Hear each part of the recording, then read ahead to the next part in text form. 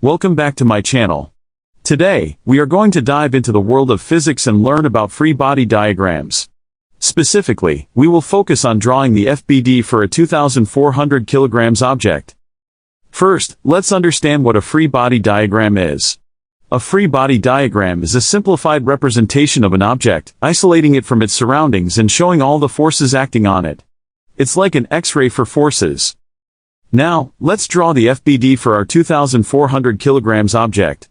We start by drawing a simple outline of the object in the center of our diagram. This represents the object we are analyzing. Next, we identify all the forces acting on the object. The first force we consider is gravity, which always acts downwards.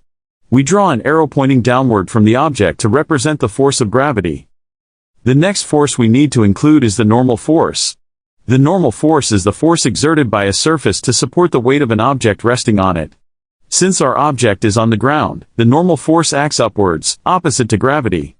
We draw an arrow pointing upwards from the object to represent the normal force. Finally, let's consider any additional forces that may be present.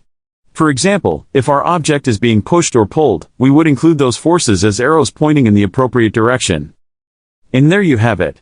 We have successfully drawn the free body diagram for our 2,400 kilograms object. By isolating and analyzing the forces, we can better understand how they interact and affect the object's motion.